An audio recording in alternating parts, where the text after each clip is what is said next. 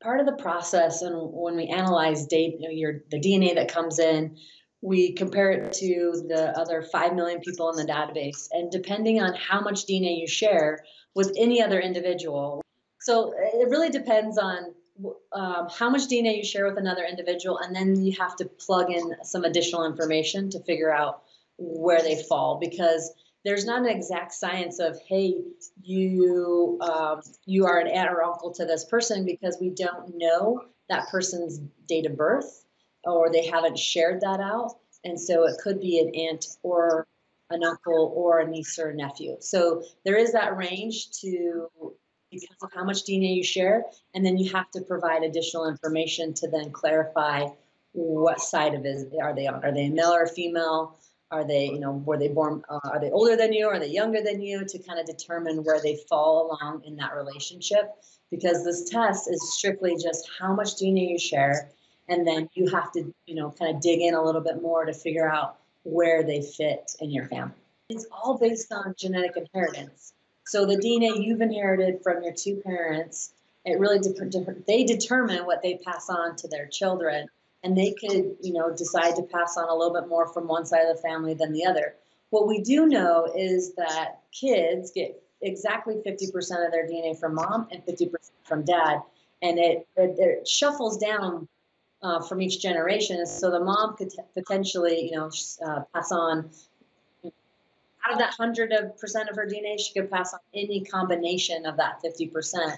And so one child could get more of the Iberian Peninsula than another child, just because of this random shuffling that happens within the genes and as it goes down to each kid. Well, that's what's so exciting about this test, is because when we take your DNA and we compare it to the 26 different populations we have around the world, oftentimes there's other regions that represented in our DNA that we didn't know about.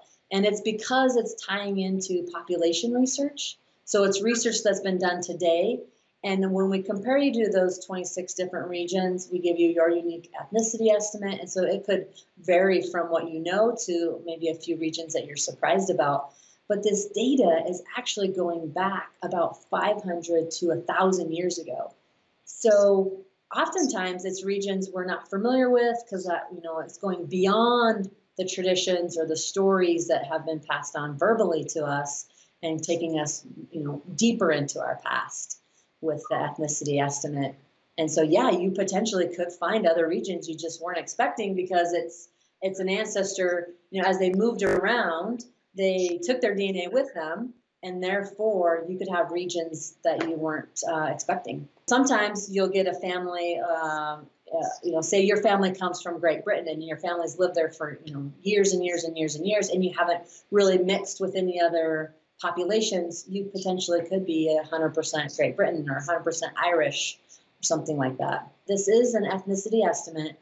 There is a range. It's not an exact, black and white thing, because so many populations, intermarried and mixed, and we're looking at kind of a complicated algorithm comparing the frequencies of certain markers. But the lower confidence, really how to interpret that, is the lower confidence means that there was a signal there. So your DNA was connecting to those regions, but it wasn't as strong as the other regions, meaning it was a lower percentage of connection.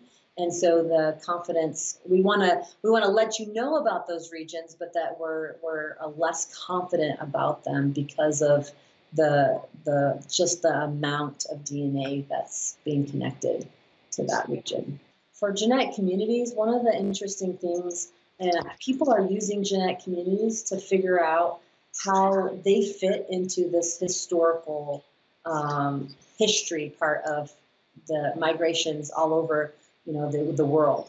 And so things that I'm hearing from customers are that genetic communities gives them a place and time of where they were, and how other parts of the history, like the history books, are bringing that into place, which is really fascinating to think about. Like, oftentimes we read history, we know what's going on, but until we see our own story laid on top of it, it just provides us more clarity of, where we are today is because of our past, because of our ancestors and what they did and how they moved around and the choices they made. And so I think for us to think about how DNA testing isn't just a one and done thing. You know, we get our results, we interpret them, we're like, oh, this is cool, it gives us insight. But it's going to be this ongoing experience for all of us who have taken a test, because as new information gets released, we'll be able to rediscover maybe something new in our past. I mean, we only know what we know today, and as new information comes out, it'll be really exciting to see how our journey can continue